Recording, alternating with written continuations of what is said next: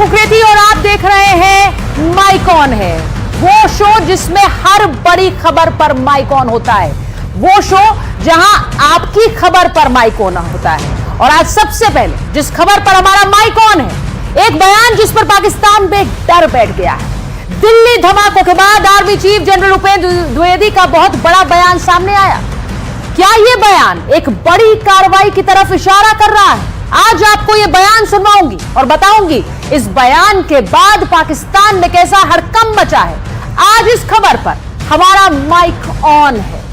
दूसरी खबर जिस पर हमारा माइक ऑन है, फरीदाबाद की अल फलाह यूनिवर्सिटी जो आतंकी डॉक्टरों का गढ़ बनी हुई थी, इस यूनिवर्सिटी पर अब बड़े एक्शन की खबर आ रही है।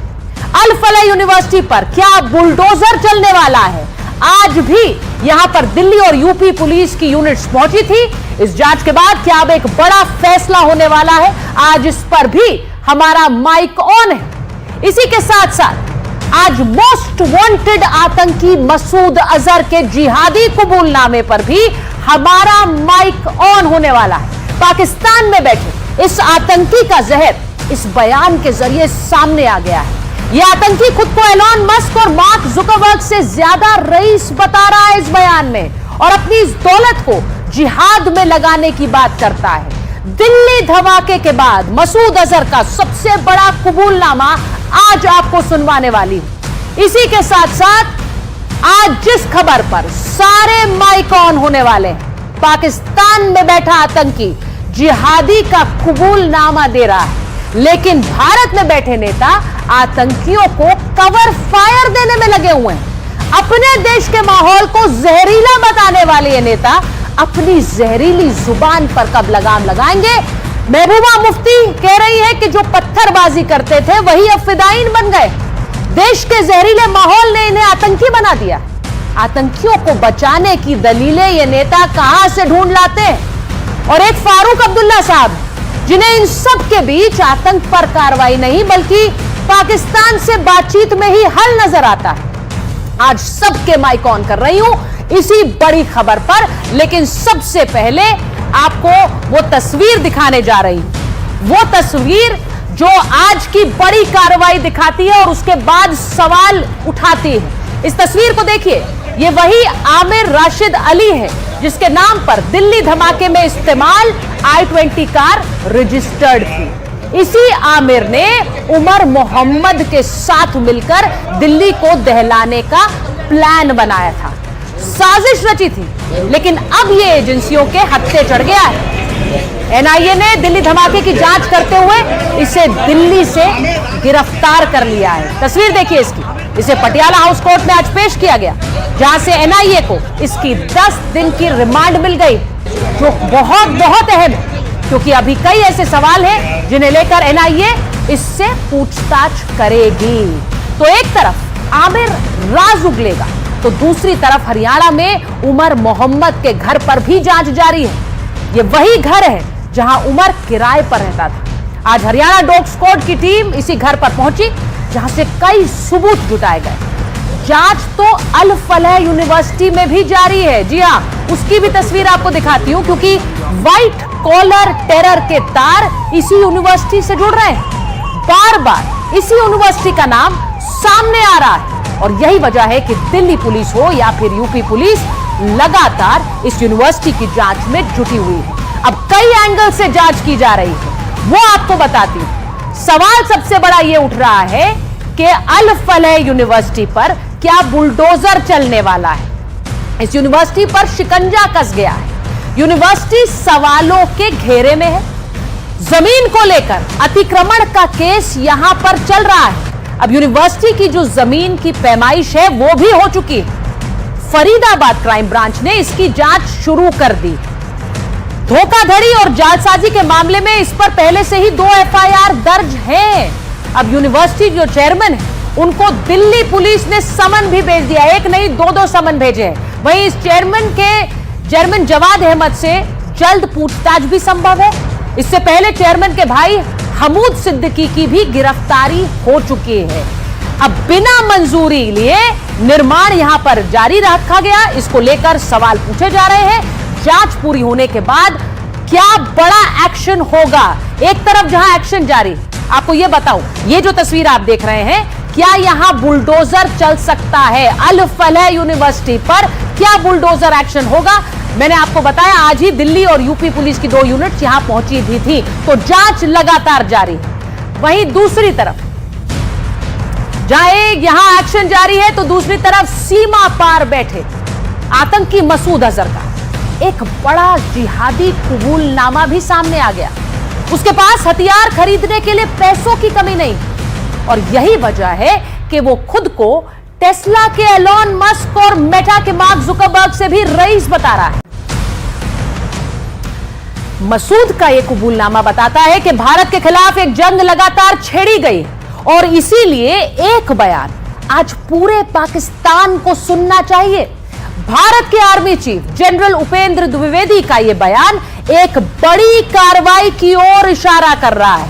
क्या कह रहे हैं भारत के आर्मी चीफ, आपको बताते हैं। आतंकवाद को लेकर आर्मी चीफ की पाकिस्तान को 2 टूक है। उन्होंने कहा कि जो आतंकवाद को बढ़ावा देगा, हम उसको जवाब जरूर देंगे। दिल्ली धमाके के बाद ऑपरेशन सिंदूर का जिक्र भी आर्मी चीफ ने किया। उन्होंने कहा कि ऑपरेशन सिंदूर तो सिर्फ एक ट्रेलर था, आगे के लिए पूरी तैयारी हमने करके रखी है। पाकिस्तान मौका देगा तो जवाब और कड़ा होगा। अब ऐसे समय में इस बयान का मतलब क्या है, आप खुद समझिए।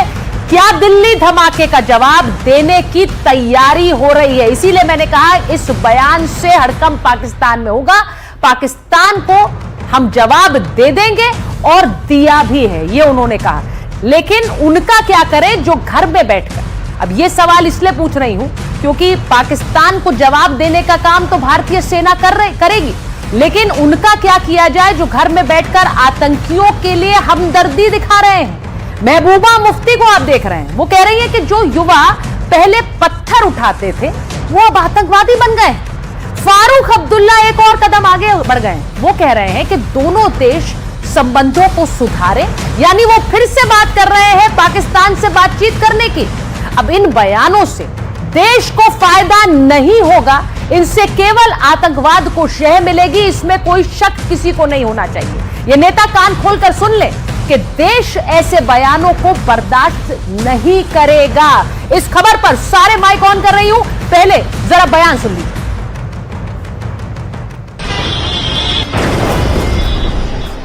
लाल किले के आगे कार ब्लास्ट करने वाले आतंकी डॉक्टर उमर मोहम्मद की मदद के आरोपी आमिर रशीद अली को दिल्ली की अदालत में पेश किया गया। मुस्तैदी ऐसी थी कि परिंदा भी पर न मार पाए। कश्मीर के पंपोर के रहने वाले आमिर रशीद अली को अदालत ने 10 दिन के लिए एनआईए की हिरासत में भेज दिया है।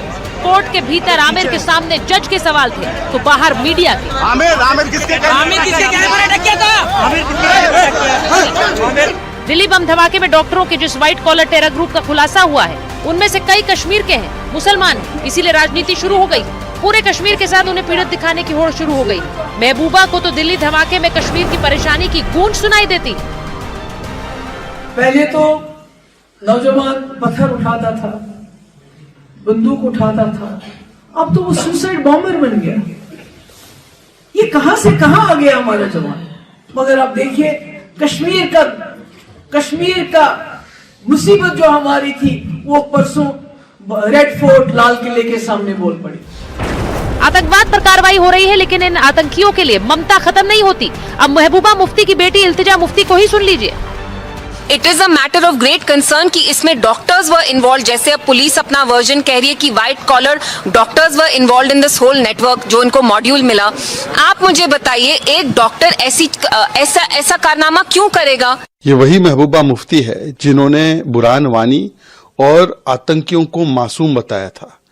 बार बार इस प्रकार की बातें ये इकोसिस्टम करता है। एक तो डॉक्टर्स ऑफ टेरर हमने देखा है, ये स्पिन डॉक्टर्स ऑफ टेरर है, जिनका पूरा काम केवल इतना है कि अपीजमेंट और तुष्टिकरण के नाम पर आतंकवाद को भी रैशनलाइज, लेजिटिमाइज, मेनस्ट्रीम और जस्टिफाई करना।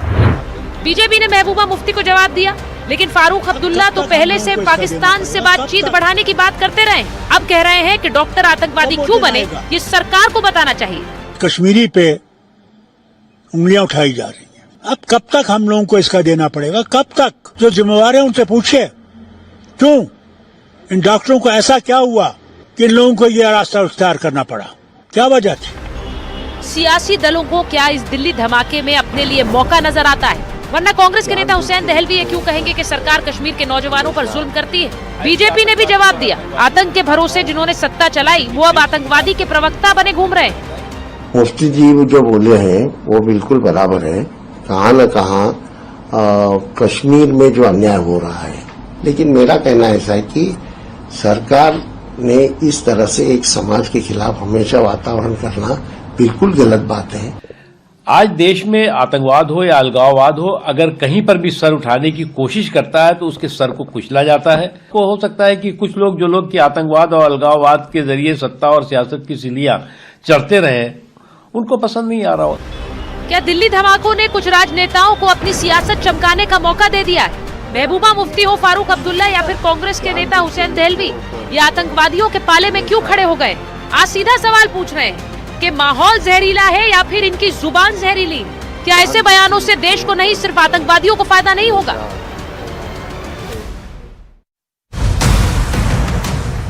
मेरे साथ आज जो मेहमान जुड़ रहे हैं, जिन सब के माइक ऑन हैं, गुरु प्रकाश जी बीजेपी के राष्ट्रीय प्रवक्ता है, हमारे साथ जुड़ रहे हैं major general GD Bakshi sir, आप उनको स्क्रीन पर देख सकते हैं। All India Anti Terrorist Front के चेयरमैन मनजिंदर सिंह बिट्टा साहब हमारे साथ जुड़ रहे हैं, स्क्रीन पर आपके साथ है। अजय वर्मा जी कांग्रेस के नेता हैं, जुड़ रहे हैं, माइक ऑन है पर। नूर अहमद अजहरी इस्लाम के जानकार हैं, मुस्लिम स्कॉलर हैं, और साथ ही अहमद अयाज साहब राजनीतिक विश्लेषक है, सीधे कश्मीर से हमारे साथ जुड़ रहे हैं। नेशनल कॉन्फ्रेंस की नेता नीलोफर मसूद भी जुड़ेंगी हमारे साथ। लेकिन मैं सबसे पहले इस तरह की कवर फायर पर बात रखना चाहती हूँ। बिट्टा साहब, जीडी बख्शी सर, सबको जरा स्क्रीन पर लीजिए। बिट्टा साहब, मैं आपसे पूछ रही हूं सबसे पहले, इस समय क्या देश को इस तरह के कवर फायर की जरूरत है जो ये कहती हो कि फिदाइन जिनको पत्थरबाजी से रोका वो अब फिदाइन बन गए? यानी पत्थरबाजी से रोका तो गलत किया, अब वो फिदाइन बन गए। देखो, ये फारूक अब्दुल्ला हो या उमर अब्दुल्ला हो या महबूबा मुफ्ती हो, इनका काम ही यही है, मौका प्रस्त एक नंबर के मौका पर जब सरकार से फायदा लेना है तो उनकी भाषा इस्तेमाल करते हैं, जब वोट लेनी हो तो वहां के आतंकवादियों की और पाकिस्तान की बात करते हैं। अरे दिल्ली के अंदर इतना बड़ा ब्लास्ट हो जाना, इतने लोगों का मारा जाना, और पूरे देश के कोने कोने के अंदर 30 पंप चलाने की, कार पंप चलाने की साजिश करना, एक ही टाइम पे, एक ही वक्त पे, और इतना आरडीएक्स पकड़ा जाना। अगर वो ना पकड़ा जाता तो देश के हालात क्या होते? क्या देश की किसी को फिक्र है? अपनी राजनीति की हमको सबको फिक्र है। देखो क्या है ब्लास्ट, देख रहे हैं आप? नहीं, आप पहले देखिए, ये ब्लास्ट देख रहे हैं, इससे खतरनाक ब्लास्ट था 32 साल पहले मेरे ऊपर, इससे खतरनाक ब्लास्ट। ये गर्दन उठाई हुई देख रहे हैं किसी की? आप देख रहे हैं अटल बिहारी वाजपेयी जी की कोठी से उठा के लाए, जिसमें मैं जख्मी हुआ, 35 लोग मारे गए, 70 जख्मी हुए यूथ कांग्रेस के दफ्तर के अंदर। मुझे क्या इंसाफ मिला, मैं आपको पूछना चाहता हूं। मेरी बहन है, मुझे क्या इंसाफ मिला? बख्शी जी सब बैठे, मुझे क्या इंसाफ मिला? 2-3 आतंकवादियों को छोड़ दिया गया, एक को फांसी से बचा दिया गया। ये अफजल को फांसी कब दिलाई है? देखो कैसे मिली फांसी। अब्दुल कलाम को राष्ट्रपति मेडल लुटाने के लिए कोई पॉलिटिकल पार्टी ने परिवारों के साथ किया, मेडल तब लेंगे जब फांसी होगी। उस वक्त कौन कहता था फांसी नहीं होनी चाहिए? अब यही फारूक अब्दुल्ला कहते थे, बड़ी बड़ी पॉलिटिकल पार्टियां कहती थी। रात को सुप्रीम कोर्ट खुलाएंगे। अगर आज ये हालत है, हम वकालत करते हैं इन आतंकवादियों की जिन्होंने बेगुनाहों का कत्लेआम किया, बहनों के सुहागों को उजाड़ा, बच्चों को यतीम किया, खून की नदियां बहाई। क्या आने वाले वक्त के अंदर ये बहुत बड़ा सिग्नल है? अगर 32 साल के बाद मुझे इंसाफ नहीं मिला, आतंकवादियों को पॉलिटिकल लोग छोड़ा के ले गए, कोर्ट नहीं, फांसी से हर पॉलिटिकल। बिट्टा साहब, मुझे लग रहा है आपने बहुत बड़ी बात कही है। आप ये बता रहे हैं कि आतंकियों को बचाने में पॉलिटिकल जो सियासतदान है उनका रोल किस कदर भारी रहा है, लेकिन आज भी क्या वही होने देंगे? आज इस तरह की कवर फायर को अलाउ करेंगे? मैं आज मेरी बात सुनिए, मेरे केस में वकील कौन पेश हुआ? हाँ। ये ब्लास्ट के अंदर कपिल सिब्बल। अब कौन है? मुकल रत्तों की एक टाइम की फीस कितनी? 25 लाख। मैं कहां से दूंगा? ये जो अभी लाल किला में शहीद हो गए, ये कहां से फीस देंगे? मैं सवाल पूछना, कौन? कपिल सिब्बल जब फांसी से बचा दिया गया आतंकवादी को, क्या बनाया? लॉ मिनिस्टर हिंदुस्तान का। के तुलसी क्या बनाया गया? राज्यसभा की टिकट दे दी गई। और मैंने तो एक कांग्रेस के वर्कर के तौर पे राष्ट्र के लिए बचाया थे। राजनीति छोड़ो बिट्टा साहब, लेकिन बिट्टा साहब यहाँ तो आवाजें ये उठती हैं कि पाकिस्तान से बात करिए। अब नीलोफर जी बैठी हुई हैं। नीलोफर जी, आपके नेता बार बार ये कहते रहते हैं पाकिस्तान से बात करिए, वही हल है। फारूक अब्दुल्ला ये बयान दे रहे हैं और महबूबा मुफ्ती क्या कह रही हैं? देखिए भाई, पत्थरबाजी रोक दी तो ये फिदायीन बन गए। मैं एक बार नीलोफर जी से पूछ रही हूं बिट्टा साहब, क्योंकि आप तो बता रहे हैं जो घटा है। नीलोफर जी, देखिए, बहुत ही मैटर ऑफ कंसर्न है जहां तक इन डॉक्टरों का ताल्लुक है। इससे पहले अगर हम देखते थे टेररिज्म में, मुझे नहीं लगता है कि शायद कोई डॉक्टर या इस लेवल का जो ये खुलासा हो गया है, इस लेवल का कभी हमारे सामने आया है। अनफॉर्चुनेटली मुझे एक चीज समझ नहीं आ रही है, जहां पर एक सेंसिटिव इन्वेस्टिगेशन होनी चाहिए, कोई चीज ऐसी सामने मीडिया के या जो लोगों तक पहुंचती है, अभी हर एक पल में इन्वेस्टिगेशन कहां पहुंची, क्या हो रहा है, कहां पर जाना है, किसको पकड़ना है, ये सब चीजें हम टीवी पर सुन रहे हैं। तो मैम ये वाला बयान दे रही हैं आपके नेता? क्या आपके नेता ये बयान दे रहे हैं? आपके नेता ये बयान नहीं दे रहे हैं। आपके नेता बयान क्या दे रहे हैं? पाकिस्तान से बातचीत करिए। Madam, I am not completed. No, I know you are not completed, but आप जो बात कह रही हैं, क्या वो बयान आपके नेता देते हैं? आ रही है कि कहां पर क्या हो रहा है, कैसे हो रहा है, तो वो लोग जो इसमें मुलव्वस है, क्या वो आप उनको सचेत नहीं कर रहे कि भाई ऐसे हम कर रहे हैं? हाँ। क्यों आप ये सेंसिटिव चीजें जो है इनका खुलासा टीवी पर हो रहा है? नंबर 1। नंबर 2, जो हमारे लीडर ने यहाँ पर देखे, वो लीडर खाली हमारा नहीं, 40 साल उसको हो गए। He is a statesman. Number 2, he has been the CM. No, तो he is a statesman, so he wants that Pakistan से बातचीत करी जाए। आप ये कहना चाह रही हैं, आप ये बोलना चाह रही हैं कि एक ऐसे समय जब मौलाना मसूद अजहर जैसा मोस्ट वांटेड टेररिस्ट अपना ऑडियो जारी कर जिहाद की वकालत कर रहा है, तब हम कहें पाकिस्तान से बात करिए, चलिए पाकिस्तान से बात करके सुधरेंगी चीजें? नो मैम, नहीं सुधरेंगी। ये स्टेट्समैनशिप साबित करने का समय नहीं है। ये स्टेट्समैनशिप, एक सेकेंड, ये स्टेट्समैनशिप साबित करने का समय नहीं है। नीलोफर जी, आपसे कह रही हूं मैं, एग्जैक्टली। एक मिनट, मैं जरा एक बार जीडी बख्शी सर के पास भी जाऊंगी। बेटा साहब, मैं आ रही हूं आपके पास, मैं जीडी बख्शी सर के पास जाऊंगी, लेकिन उससे पहले मैं ये बात समझ ही नहीं पाती हूं। अजय वर्मा जी, जो बात मैंने आपसे कही, क्योंकि आपके जो नेता हैं कांग्रेस के हुसैन देहलवी, जरा जीडी बख्शी सर को भी ले लीजिए स्क्रीन पर, और अजय वर्मा जी को। हुसैन देहलवी क्या कह रहे हैं जरा सुनिए, पहले बयान सुनिए। गुरु प्रकाश जी, आप भी सुनिएगा, कांग्रेस के बहुत वरिष्ठ नेता हैं, और ये क्या कह रहे हैं? जानबूझकर उन पर अन्याय किया जाता है, वहां के नौजवानों को मारा जाता है। क्या क्या होता है? 370 हटाया गया, वहां के लोगों के दिमाग में होगा, और ठीक से हल नहीं निकला तो ये फिदायीन बन गए। मतलब ये कोई जस्टिफिकेशन है? अजय वर्मा जी, क्या मैं इस बयान पर आपको ये क्यों ना कहूं कि आपके नेता बार बार आतंकवादियों के पैरोकार बनते हैं, ये कवर फायर देते हैं? आपने नरेंद्र मोदी जी से और देश की सरकार से पूछा कि हरियाणा में 2900 किलो आरडीएक्स या विस्फोटक सामग्री पकड़ी है, वहां सरकार किसकी थी?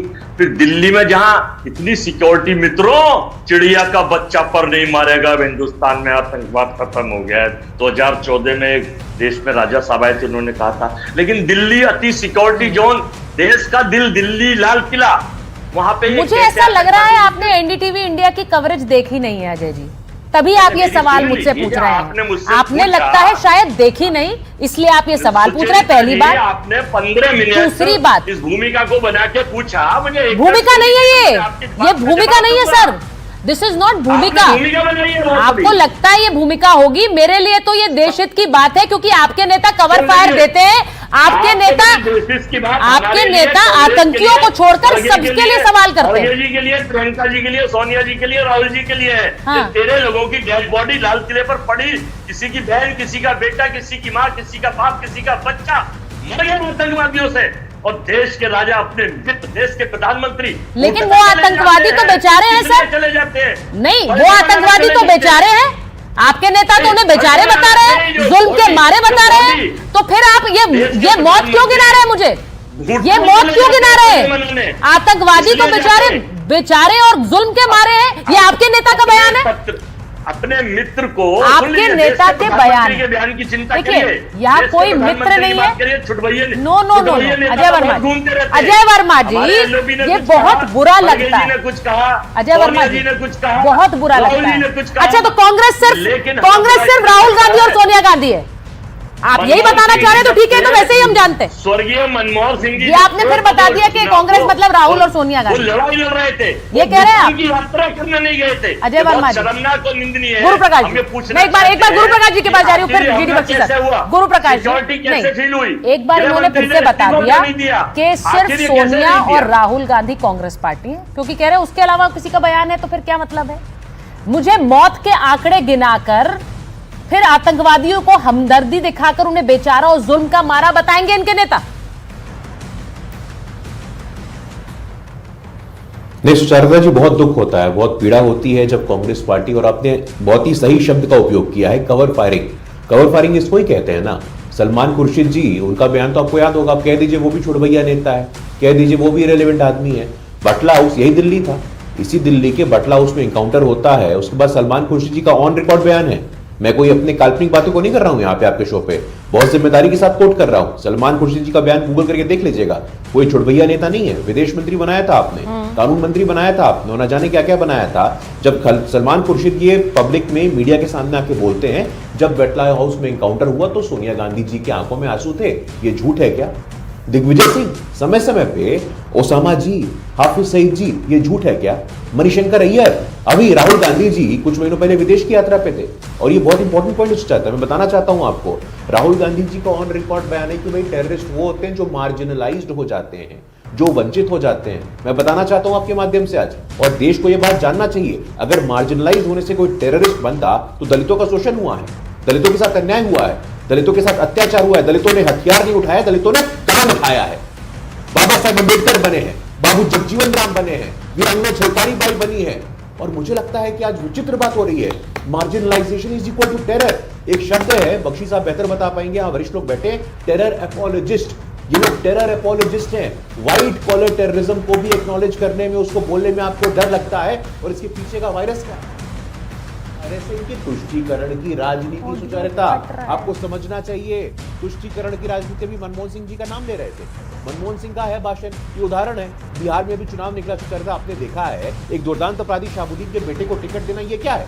ये अपराध नहीं तो और क्या है? अपराध को संरक्षण, आतंकवाद को संरक्षण, अपराधियों को संरक्षण, आतंकवादियों को संरक्षण, राइट फ्रॉम द टॉप। देखिए, मैं उमर अब्दुल्ला हो, महबूबा मुफ्ती हो, राहुल गांधी हो, सोनिया गांधी हो, प्रियंका गांधी हो, मणिशंकर अय्यर हो, सलमान खुर्शीद हो, दिग्विजय सिंह हो, अरे कार्यकर्ता है क्या? नहीं, वो कह रहे सरकार एक माहौल बना रही है। देखिए, सरकार एक समाज के खिलाफ माहौल बनाती है। मुझे तो ये समझ नहीं आता कि इस सोच से बाहर कब आएंगे इस देश में कुछ लोग, मुझे, क्योंकि मैं इसे कुछ ही कहूंगी, इस देश में बैठा हर देशवासी एक्शन चाहता है आतंकवादियों के खिलाफ, और मैं उसे, हर उस व्यक्ति को धर्म के ऊपर देखती हूं, फिर वो चाहे हिंदू हो या मुसलमान। लेकिन कुछ लोग उसी समाज को बदनाम करते हैं जब वो इस तरह का बयान देते हैं, और ये मैं खुलकर कहती हूं नूर साहब, ये मैं इसलिए बोलती हूं क्योंकि एक समाज को बदनाम तो वो लोग करते हैं जो बार बार कहते हैं जुल्म के मारे बेचारे आतंकवादी बन गए।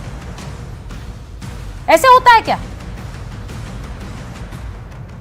देखिए, मैंने महबूबा मुफ्ती का बयान सुना है। उन्होंने कहा कि जहरीली हवा है, जहरीला माहौल है। तो मैं ये उनसे कहूंगा कि जहरीला माहौल किसने किया है, कहाँ से आया है, कैसे है, जरा इसको भी बोले। वो ये इस तरह का बयान देकर के जिम्मेदारियों से बच नहीं सकते। वो बड़े बड़े उहदों पर नहीं है, उन्होंने भारतीय जनता पार्टी के साथ मिलकर तक सरकार बनाई है पिछली। तो इस तरह की बात कहना मैं समझता हूँ जेब नहीं देता है। अगर किसी के साथ अन्याय हो रहा है, संवाद नहीं हो रहा है, उसको किसी तरह की असहमति है और असहमति पर उसकी बात सुनी नहीं जा रही है, तो इसका मतलब ये बिल्कुल नहीं है वो आत्मघाती हमला करेगा। इसका मतलब ये बिल्कुल नहीं है कि वो आतंकवादी बन जाएगा, वो बंदूक और बम से काम चलाएगा, बिल्कुल नहीं। इसका मैं घोर विरोधी हूँ। गलत को गलत कहना चाहिए। जो ये मामला सामने आए हैं, मैं आपके एक बड़े चैनल के सामने, सुचरिता जी आप देश की बड़ी पत्रकार हैं, मैं आपके माध्यम से कहना चाहता हूँ कि निष्पक्ष जांच होनी चाहिए, निष्पक्ष बातें सामने आनी चाहिए। नूर अहमद अजहरी साहब, देखिए मैं तो आज कहूंगी, आपने जो बात कही है वो इन तथाकथित नेताओं को भी सुननी चाहिए, क्योंकि यहाँ बैठकर आतंकवादियों के हौसले बुलंद करने से सिर्फ नुकसान देश का होता है, ये क्यों नहीं समझते हैं। और फिर ये कहते हैं कश्मीर के खिलाफ जहर है, ये देश के खिलाफ जहर है। हम तो कश्मीर को देश से अलग नहीं देखते हैं ना, ये देश के खिलाफ जहर है। इस तरह के बयान, ये जहरीले बोल हैं, इन पर गौर करने की जरूरत है। इसीलिए मैं आज सारे माइक ऑन कर रही हूं इस खबर पर। मैं एक बार सुनिए, मैं जीडी बख्शी सर को एक बार ला रही हूं। जीडी बख्शी सर देखिए, जो ये बार बार कहते हैं कि पाकिस्तान से बात कर लीजिए, पाकिस्तान से बात किए बिना कोई हल नहीं निकलेगा। अरे कौन सा हल निकलेगा पाकिस्तान से बात करके? वहां पे तो मसूद अजहर बयान जारी करके बता रहा है कि कितना पैसा जिहाद में लगाया और आगे भी लगाएगा। इससे बात करेंगे, पाकिस्तान से बात करें। देखिए, पाकिस्तान ने डिस्पाइट क्लियर वार्निंग, हमारे प्रधानमंत्री जी ने उनको क्लियर वार्न किया था, any further act of terror will be deemed an act of war. उसके बावजूद पाकिस्तान के इस फील्ड मार्शल ने ये टेरर का ऑफेंसिव एस्केलेट करने की कोशिश की है। एक जहरीली कोएलिशन कंट्रीज शामिल बांग्लादेश, शामिल तुर्की, उनको साथ लिया है और कतार के थ्रू फंडिंग आ रही है। जो डोनाल्ड ट्रंप ने डील करी उनके साथ बिटकॉइंस की, वो बिटकॉइंस इस्तेमाल किए हैं टेरर फंडिंग छुपाने के लिए। कोई 1 करोड़ से ज्यादा रुपया भेजा गया है। यहाँ पे दिल्ली में 3000 केजी अमोनियम नाइट्रेट आई थी और मीडिया में रिपोर्ट्स आ रही हैं कि बांग्लादेश ने 15,000 केजी जो अमोनियम नाइट्रेट है वो इन्फिल्ट्रेट किया है ये मुर्शिदाबाद मालदा के पास के बॉर्डर से। यहाँ पे लगातार बम ब्लास्ट करने के लिए 32 कारें थी इनके पास। 32 कार में 80-100 किलो हर एक में लगाते तो कितने हजार लोग अभी तक खत्म हो जाते। और वहाँ हैदराबाद में इन्होंने खड़ा किया एक डॉक्टर जो राइसिन का जहरीला बहुत जहर बना रहा था अपनी लेबोरेटरी में। दवाई बनाने की जगह राइसिन बना के chemical warfare, biological warfare wage करने की कोशिश कर रहा था। पाकिस्तान ने तो ऐलाने जंग किया है, पाकिस्तान ने तो गजवाए हिंद शुरू कर दिया है by the offensive of terrorism. अब बात करने को क्या रह गया, सर फोड़े अपना। सर ये बयान तो कुछ इसी तरह के दे रहे हैं और आपसे मैं इसीलिए पूछती हूँ क्योंकि ये जो पाकिस्तान स्पॉन्सर्ड पूरा टेरर मॉड्यूल है, इसको आपसे बेहतर कौन समझता है? बिट्टा साहब से बेहतर कौन समझता है? आप लोगों, आपने जंग लड़ी है, उन्होंने आतंकवाद सहा है और इसीलिए आप दोनों आज इस शो के माध्यम से लोगों के सामने अपनी बात रख रहे हैं। मैं एक चीज जरूर पूछूंगी, बिट्टा साहब मैं वापस आ रही हूं, बस एक बार मैं जरा अहमद अयाज साहब के पास ले जा रही हूं। अहमद अयाज साहब, मुझे इसमें किसी तरह का कोई जस्टिफिकेशन नजर नहीं आता जब महबूबा मुफ्ती वहां बैठकर ये कहेंगी कि देखिए पत्थरबाजी करने वाले लोग आज फिदायीन बन गए हैं। तो क्या गलत किया पत्थरबाजी रोककर? उनके हाथों से पत्थर लिए, ये गलत कर दिया?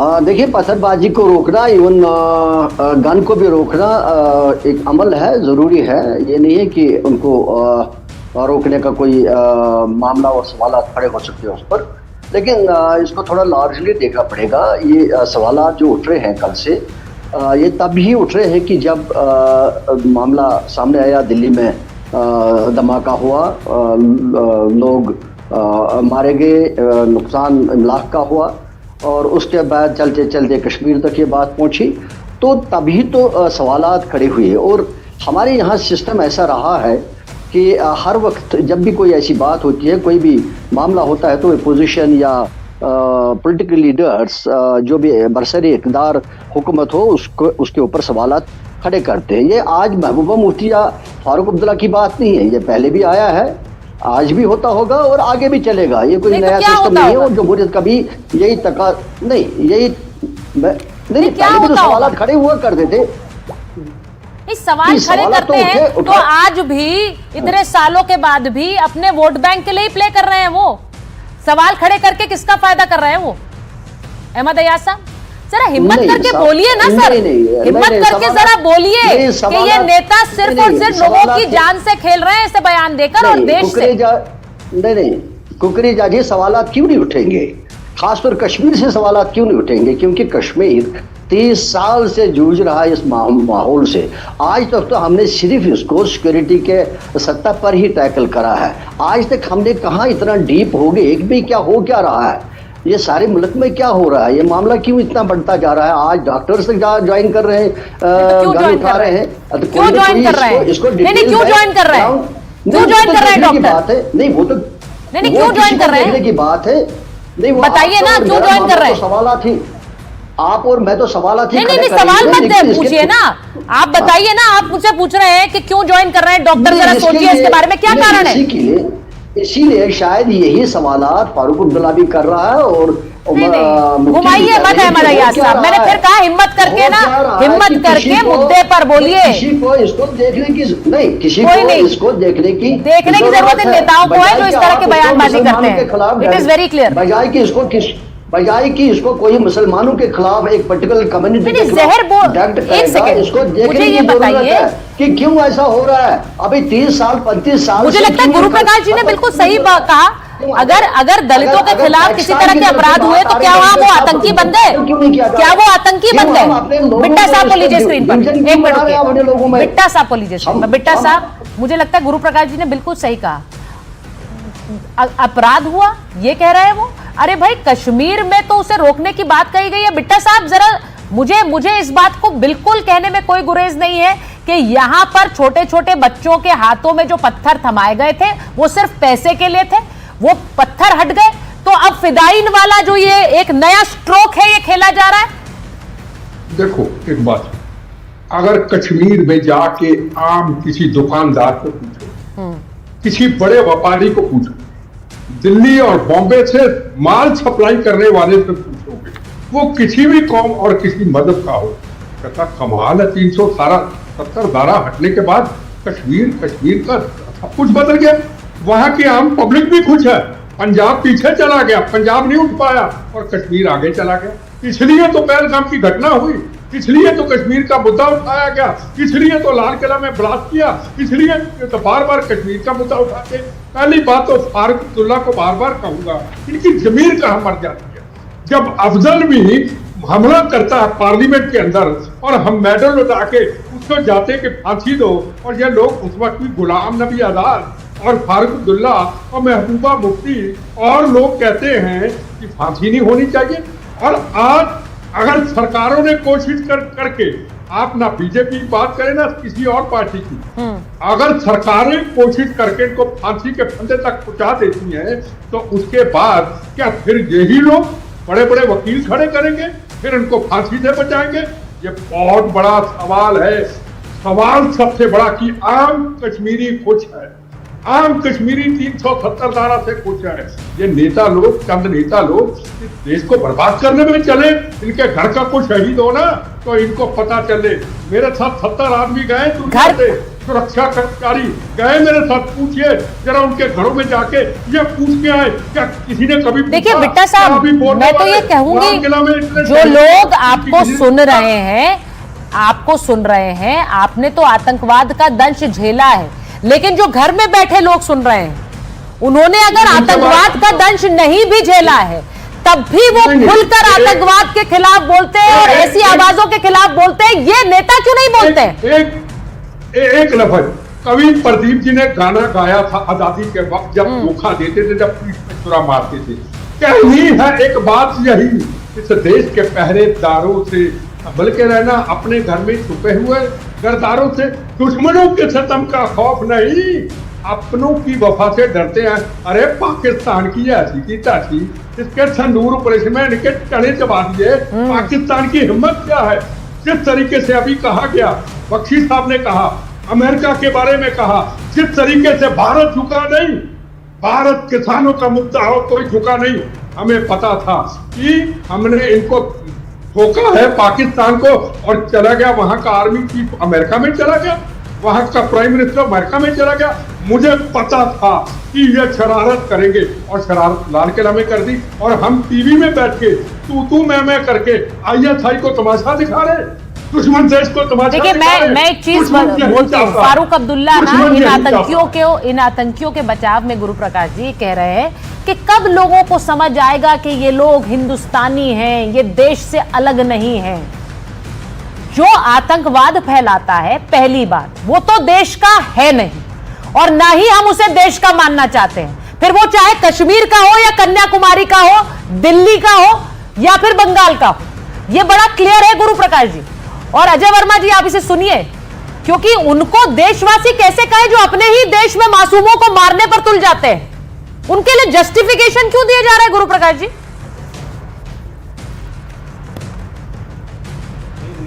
मैं बहुत ध्यान से सुन रहा था, मुझे आज स्मरण आ रहा है शहीद बिपिन रावत जी का। उनका एक डॉक्ट्रिन उन्होंने कहा था 2.5 फ्रंट वॉर। यस, बख्शी साहब और बिट्टा साहब बेहतर बता पाएंगे। तो वो हाफ फ्रंट में कौन लोग थे वो दिखते हैं, ये स्लीपर सेल दिखता है।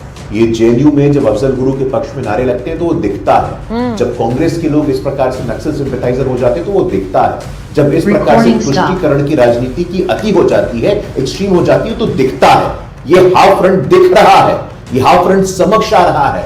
इसी प्रकार से देखिए, लगातार पहले भी हमने देखा है कि जब जब सर्जिकल स्ट्राइक पे प्रश्न चिन्ह खड़ा करने वाला कौन था, सबूत मांगने वाला कौन था, यहां बैठते हैं हमारे वेटरन्स। आप पूछिए कि उनके मनोबल को तोड़ने का योजनाबद्ध प्रयास किया गया था कि हमारे सेना का मनोबल टूटे, उनके मनोबल पर प्रश्न चिन्ह खड़ा करे। वही अरविंद केजरीवाल, वही राहुल गांधी जी। मैं क्षमा चाहता हूं सुचारिता, आप महबूबा मुफ्ती की बात कर रही है, उमर अब्दुल्ला, फारूक अब्दुल्ला की बात कर रही है, लेकिन अरविंद केजरीवाल को बात करनी चाहिए, राहुल गांधी की बात करनी चाहिए। ये तमाम उसी टेरर अपॉलोजिस्ट ब्रैकेट में आते हैं।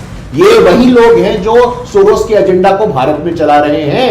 ये ब्रेकिंग इंडिया फोर्स का आपको लोकल मॉड्यूल दिख रहा है। जब उनके पक्ष में बयानबाजी होती है, जेएनयू चले जाते हैं राहुल गांधी जी जलेबी बनाने चले जाते हैं। राहुल गांधी जी जहां भी जाते हैं योजनाबद्ध तरीके से जाते हैं। वो किसके नमक कहा अदा कर रहे हैं, देश जानना चाहता है, देश पूछ रहा है, और ये तुरंत कह देते हैं अरे भाई किसी ने, राहुल जी ने नहीं बोला, सोनिया जी ने नहीं बोला, सबने बोला है। क्षमा चाहता हूं मैं, सबने बोला है। और समय समय से आपका ही शब्द का मैं उधार ले रहा हूं, कवर फायर देने का काम किया है। अभी कवर फायर की संस्कृति बंद होनी चाहिए। बहुत हुआ कवर फायर बंद होने चाहिए। हमने कहा था, हमने ठाना था, हमने संकल्प लिया था सुचारिता कि 2026 में देश को नक्सलवाद से मुक्त करेंगे। यही मनमोहन सिंह जी थे ना, कहते थे कि सबसे बड़ा जो खतरा है, the largest threat to internal security is Naxal violence, left wing extremism violence. इस देश में वायलेंस को समाप्त कर दिया है। इस देश में कई बार ये, देखिए गुरु प्रकाश जी, सवाल बड़ा क्लियर है कि इस देश में आतंकवाद के खिलाफ बोलने के लिए लोगों के मुंह में दही जम जाती है, क्योंकि आतंकवाद पर बोलेंगे तो ऐसा लगता है वोट बैंक ना घट जाए, लेकिन देश के खिलाफ अगर वो बयान चला जाए तो उससे कोई फर्क नहीं पड़ता और ना ही कोई मलाल होता है। इस सोच पर बहुत बड़ा प्रश्न चिन्ह है। इसके बारे में आप लोग भी सोचिए। मेरे पास समय इतना ही था। बहुत बहुत धन्यवाद।